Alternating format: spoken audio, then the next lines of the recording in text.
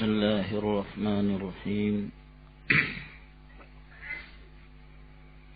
الحمد لله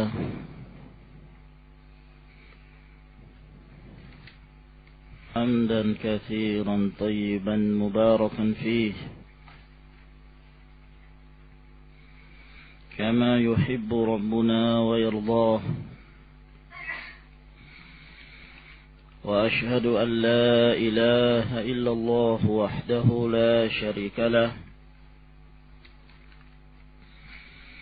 وأشهد أن محمدا عبده ورسوله وصلى الله عليه وعلى آله وأصحابه وسلم تسليما كثيرا. أما بعد berkata Fadilatul Allamah Syekhul Islam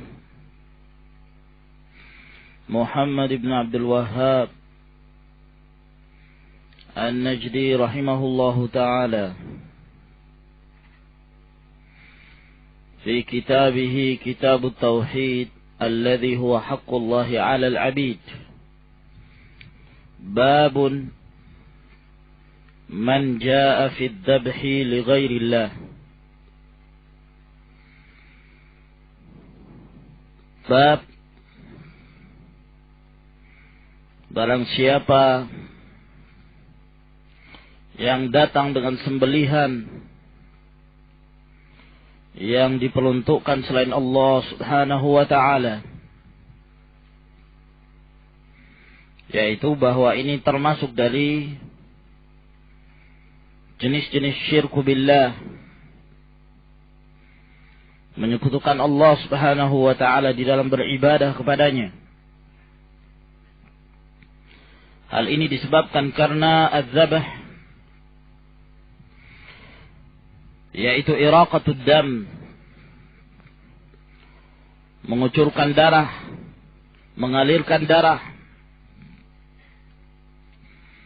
dari hewan-hewan yang disembelih, adalah merupakan salah satu jenis ibadah. Sebagaimana yang difirmankan oleh Allah Subhanahu wa ta'ala, "Qul inna salati wa nusuki wa mahyaya wa mamati lillahi rabbil alamin la syarika lah wa bidzalika umirtu wa ana awwalul muslimin." Dan ayat inilah yang pertama yang beliau sebutkan rahimahullahu ta'ala sebagai dalil bahwa az-zabh termasuk dari jenis ibadah. Katakanlah, sesungguhnya salatku dan nusuki. Sebagian para ulama seperti Al-Imam Mujahid, demikian pula Sa'id bin Jubair, Ad-Dhahhak dan yang lainnya, menafsirkan bahwa yang dimaksud dengan nusuk adalah zabah, sembelihan. Dan Mujahid bin Jabr mengkhususkan bahwa sembelihan yang dimaksud ketika seorang menunaikan ibadah haji atau umrah. Dan Allah Subhanahu wa ta'ala memerintahkan kepada Rasulnya sallallahu alaihi wasallam untuk mengabarkan kepada kaum musyrikin yang mereka menyembah kepada selain Allah Subhanahu wa ta'ala dan menyembelih kepada selainnya, bahwa hendaklah engkau ikhlaskan salatmu, sembelihanmu hanya untuk Allah Subhanahu wa ta'ala. Hal ini disebabkan karena kaum musyrikin penyembahan mereka, salat mereka kepada berhala-berhala, sembelihan mereka kepada berhala-berhala, maka Allah memerintahkan untuk menyelisihi mereka dan berpaling dari apa yang mereka amalkan dengan mengikhlaskan segala jenis ibadah dari sholat, az-zabah, hidup dan mati. yakni apa yang beliau amalkan ketika hidup dan apa yang beliau mati di atasnya adalah hanya untuk Allah Subhanahu wa taala Rabbil alamin. La syarika lahu, tidak ada sekutu baginya. Wa bidzalika umirtu wa ana awwalul muslimin. Yang demikian inilah aku diperintahkan, dan akulah yang utama menjadi orang-orang yang berserah diri kepada Allah Subhanahu wa taala.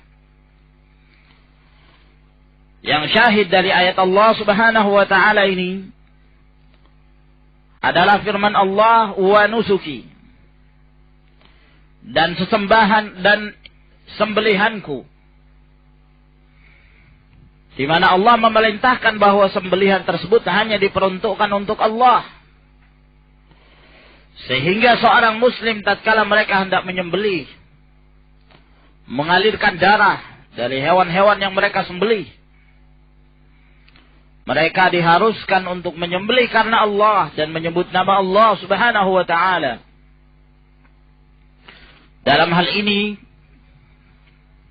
bahwa seseorang yang hendak melakukan penyembelihan, yang harus diperhatikan dalam penyembelihan tersebut adalah dua perkara. Yang pertama, at-tasmiyah. Menyebut nama siapa ketika dia menyembelih? Apakah dia menyebut nama Allah Subhanahu wa taala, ataukah dia menyebut selain dari nama Allah Azza wa Jal? Apakah nama ayah-ayah mereka, ataukah nama jin, atau nama dari kalangan para nabi atau para malaikat? Dan kaum muslimin diperintahkan untuk menyebut nama Allah. Fakulu mimma dzukira smullahi alaih. Maka makanlah dari apa-apa yang disebut padanya nama Allah Subhanahu wa ta'ala. Yang kedua, al-qasdu.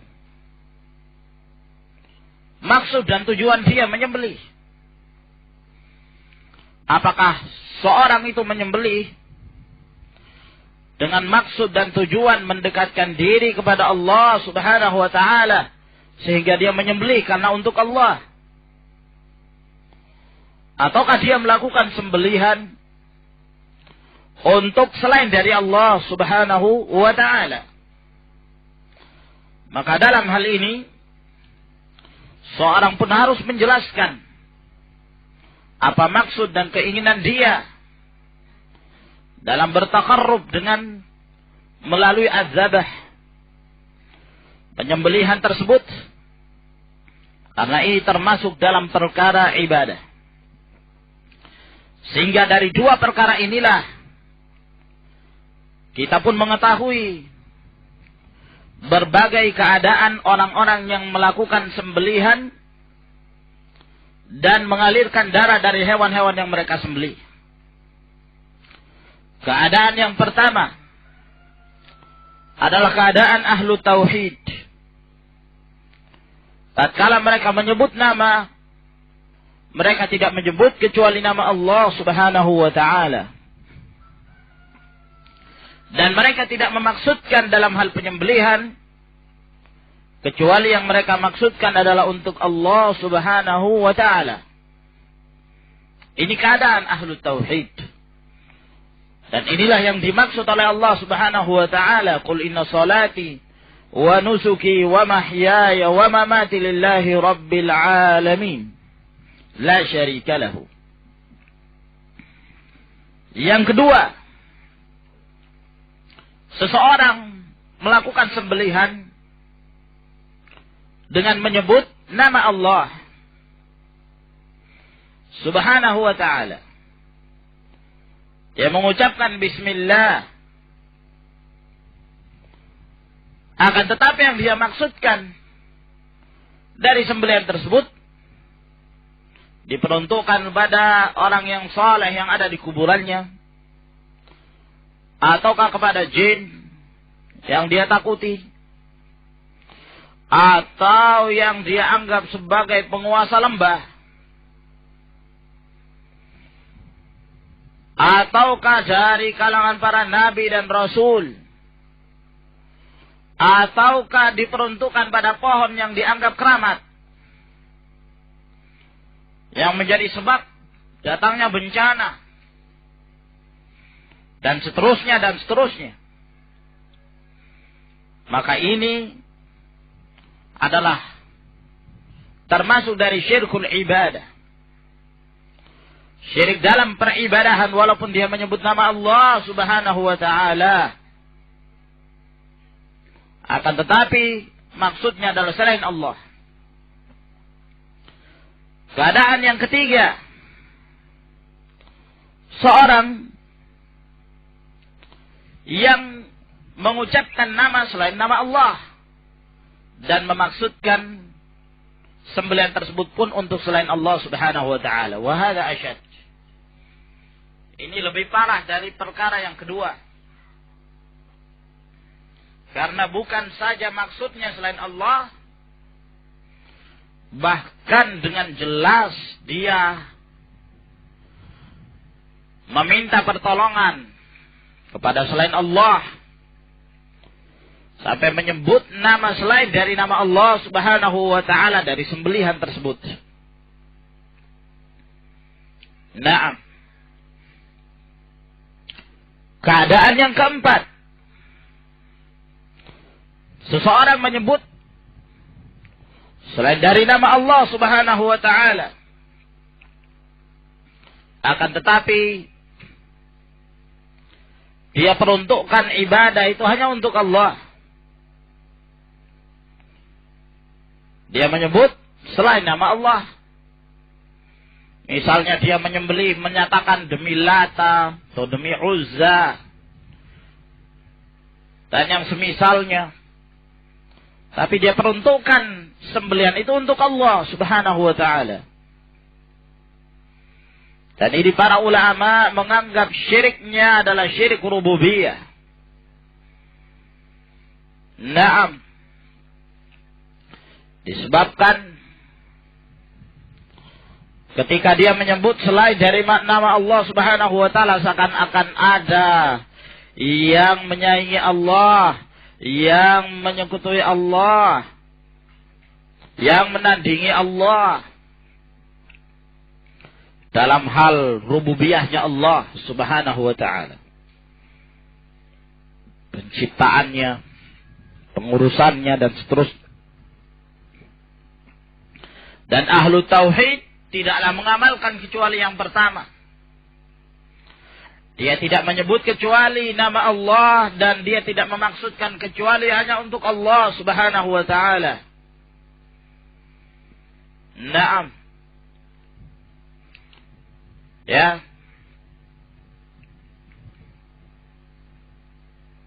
Wa qauluhu, dan firman Allah subhanahu wa ta'ala, fasalli li rabbika wanhar, dan bersolawatlah atau solatlah dan tundukkan dirimu hanya untuk Rabbmu, yaitu Allah subhanahu wa ta'ala. Wanhar, dan menyembelihlah, yakni wanhar li rabbik, menyembelihlah untuk Rabbmu pula, untuk Allah subhanahu wa ta'ala. Dan di sini perintah dari Allah bahwa sembelihan itu, ya, dalam hal ini an-nahar. Sebab di sana ada dua cara penyembelihan, an-nahar dan az-zabah. Kalau an-nahar untuk onta, adapun az-zabah untuk selain dari onta, dari bakar, ghanam, dan yang semisalnya. Juga diperintahkan bahwa tatkala kita menyembelih hanya untuk Allah, menyebut nama Allah subhanahu wa ta'ala, dan memaksudkan hanya untuk Allah azza wa jal. Terjadi khilaf di kalangan para ulama, apabila seorang muslim menyembelih dan lupa menyebut nama Allah, mereka ada yang menjadikan bahwa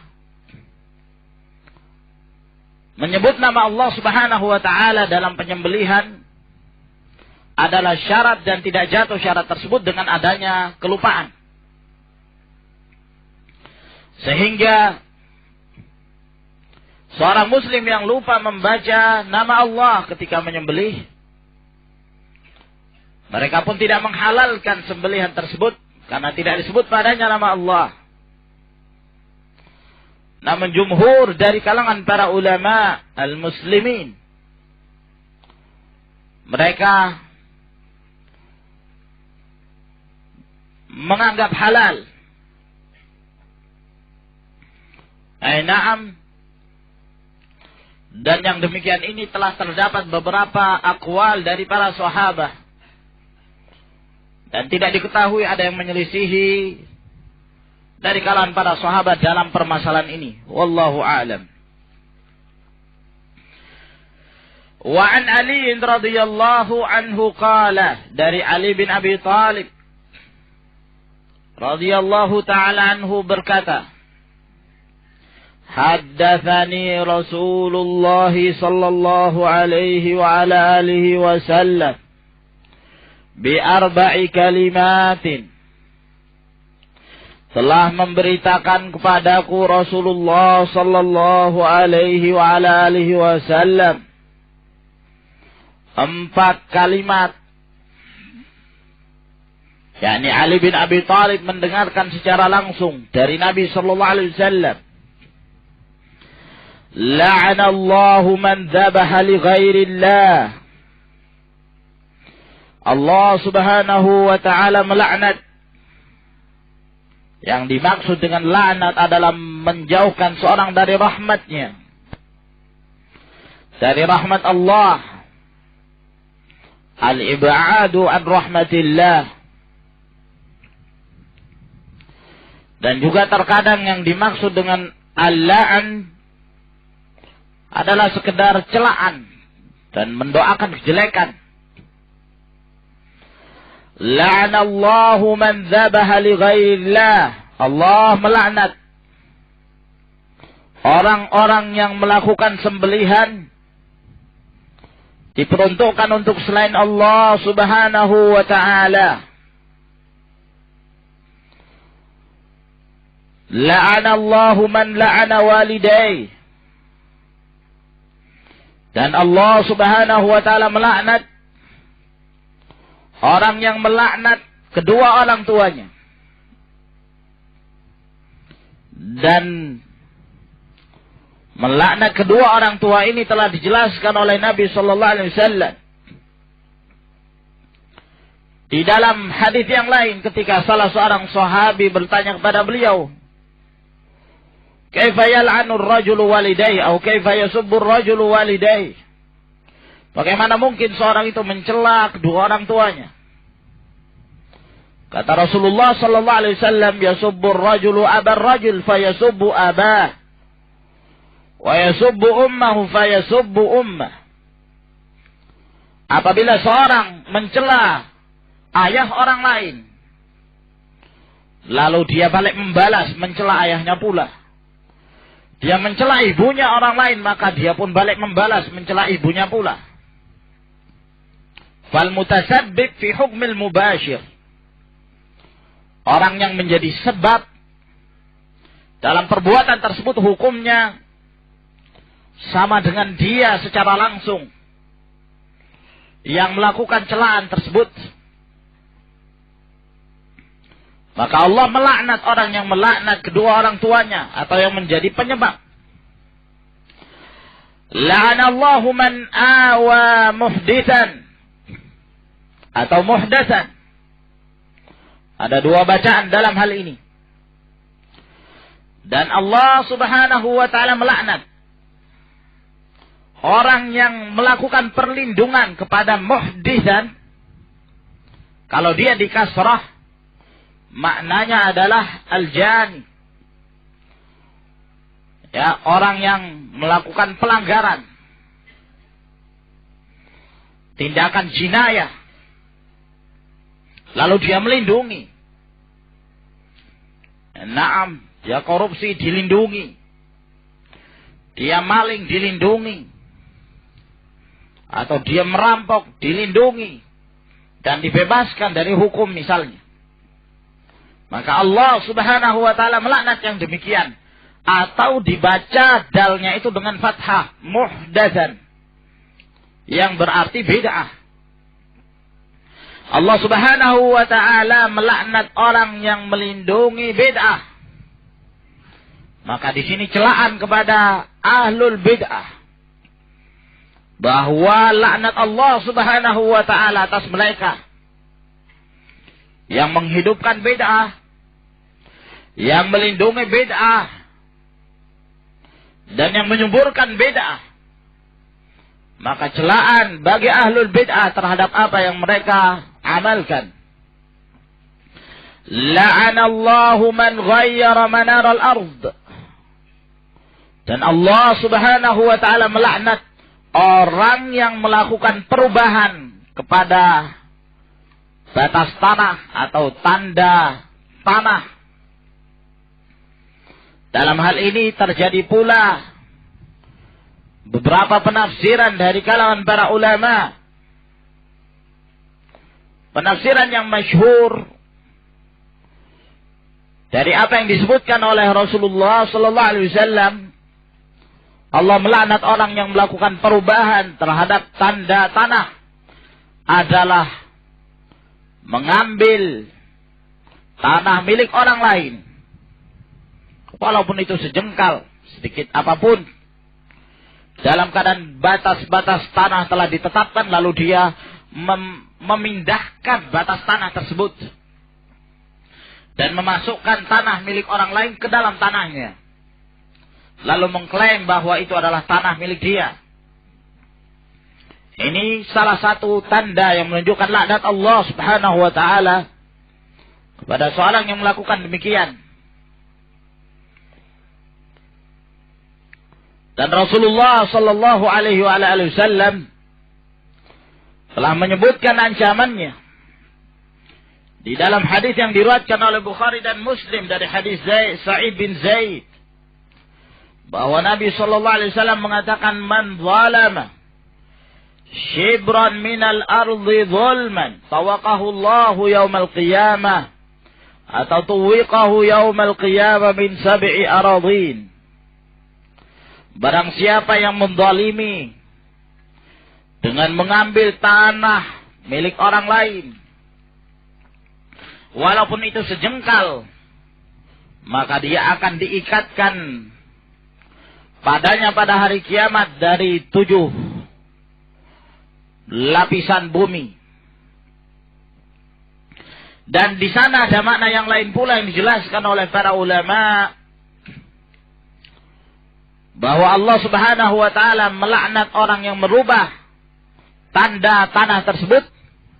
Maknanya adalah menyesatkan manusia dari jalannya, merubah arah-arah, ya, ke kanan dirubah ke kiri agar kemudian orang tersesat. Nah, ini termasuk pula dalam penafsiran hadis Nabi sallallahu alaihi wasallam ini. Rawahu Muslim, hadis ini diriwayatkan oleh Imam Muslim. Asyahid di dalam hadis ini adalah poin yang pertama. La'anallahu man dzabaha li ghairillah. Allah melaknat orang yang menyembelih karena selain Allah subhanahu wa ta'ala. Sebab adzabah hanya untuk Allah. Dan barang siapa yang menyembelih diperuntukkan untuk selain Allah subhanahu wa ta'ala, faqad istahaqqat alaihi al-la'nah, maka sungguh telah berhak atas dia mendapatkan laknat dari Allah subhanahu wa ta'ala, disebabkan karena perbuatan syirik yang dia lakukan. Wa an Tariq ibn Shihab, dan dari Tariq bin Shihab, anna Rasulullah sallallahu alaihi wasallam qala, bahwa Rasulullah sallallahu alaihi wasallam bersabda. Hadis ini diperselisihkan oleh para ulama. Diriwayatkan oleh Imam Ahmad, Abu Nuaim, ya.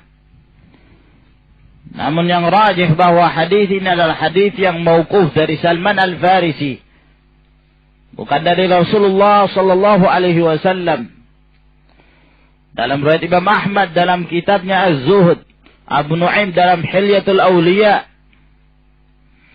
dari Tariq bin Syihab meriwayatkan dari Salman Al-Farisi mauquf. Ya. Dengan sanad yang sahih, menunjukkan bahwa riwayat yang marfu' tidak sahih. Bahwa Rasulullah sallallahu alaihi wasallam bersabda, ya. Sebagaimana kita sebutkan, Tariq bin Syihab meriwayatkan dari Salman Al-Farisi. Dakhala al-jannata rajulun fi dhubabin.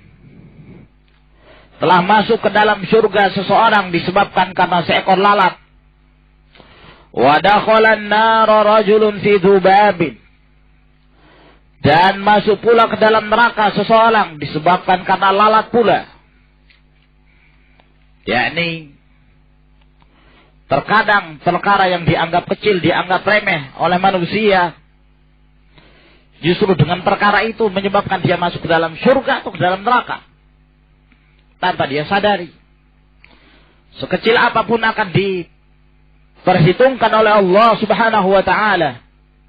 Terlebih dalam perkara ibadah, permasalahan lalat yang dihubungkan dengan permasalahan ibadah.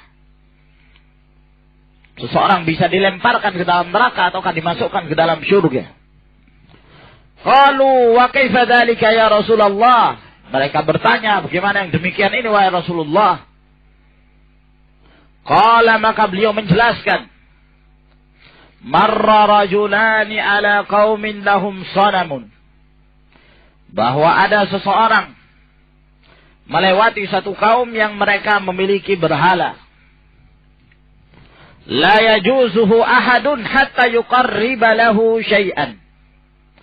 Tidak seorang pun boleh melewati jalan itu sampai dia bersedekah untuk patung itu. Apa saja. Ya. Yang penting bersedekah. Ada yang dia hadapkan untuk patung tersebut, yang dia serahkan untuk patung itu. Maka tatkala kedua orang ini pun melewati tempat tersebut, kaum yang mereka memiliki berhala, dan mewajibkan bagi setiap yang lewat untuk bersedekah pada patung itu. Faqalu li ahadihima. Maka mereka pun berkata kepada salah satu dari mereka, qarrib, bersedekahlah. Qala laisa indi syai'un uqarrib. Saya tidak memiliki apapun untuk saya jadikan sebagai sedekah. Qalulah. Mereka berkata lagi kepadanya, qarrib walau dzubaban. Bersedekahlah walaupun dengan seekor lalat. Walaupun dengan seekor lalat. Ya mungkin karena di sekitarnya banyak lalat, dia pun nangkap lalat. Faqarraba dzubaban. Akhirnya dia pun bersedekah dengan seekor lalat. Fakhallu sabilahu, maka dibiarkan oleh mereka jalannya. Fadakhalan nar. Maka orang ini pun dimasukkan oleh Allah Subhanahu wa taala ke dalam neraka. Nah, hanya dengan seekor lalat dimasukkan oleh Allah Subhanahu wa taala ke dalam neraka. Kalau mungkin di sana ada yang bertanya, bukankah dia dalam hal ini dalam keadaan mukrah?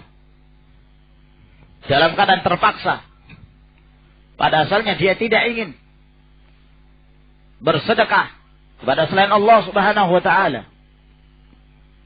Maka mungkin kita bisa mengatakan bahwa orang tersebut tatkala dia bersedekah, dia betul-betul bersedekah bukan hanya dengan jasadnya, tapi juga dengan hatinya. Bukan hanya jasadnya saja yang tunduk, tapi hatinya juga tunduk kepada berhala tersebut. Sedangkan yang dikecualikan oleh Allah, yang diberikan keringanan oleh Allah adalah berkata kufur ataukah berbuat kekufuran secara zahir. Walakin man ukriha wa qalbuhu mutmainnun bil iman. Walakin man syaraha bil kufri sadran fa alaihi ghadabun min Allah. Ya, kecuali orang yang dipaksa dalam karena hatinya tetap tenang dengan keimanan. Hati tetap tenang. Nah, orang ini tatkala dia bersedekah, tunduk jasmaninya dan tunduk pula hatinya kepada berhala tersebut. Dia mengikhlaskan untuk berhala itu. Sehingga dia melakukan syirik, menyekutukan Allah Subhanahu wa taala. Sehingga dia pun dimasukkan ke dalam neraka. Wa qalu lil akhar, dan mereka mengatakan kepada yang lain, qarrib, yang satunya, bersedekahlah. Faqala ma kuntu li uqarriba li ahadin syai'an dunallahi azza wa jal. Aku tidak akan bersedekah untuk sesuatu apapun atau kepada siapapun sedikit pun selain dari Allah Subhanahu wa taala. Dia enggan, walaupun dengan seekor lalat. Fadarabu unuqahu fadakhala al-jannah. Maka mereka pun memenggal lehernya, maka orang ini pun masuk ke dalam surga. Rawahu Ahmad, hadis ini diriwayatkan oleh Imam Ahmad, sebagaimana yang telah kita jelaskan bahwa sebagian para ulama merajihkan hadis ini mauquf ala Salman Al-Farisi radhiyallahu ta'ala. Wallahu a'lam bissawab. Ila huna ya ikhwan. Dan kita lanjutkan di pertemuan yang berikutnya. Tafaddalu hafizakumullah.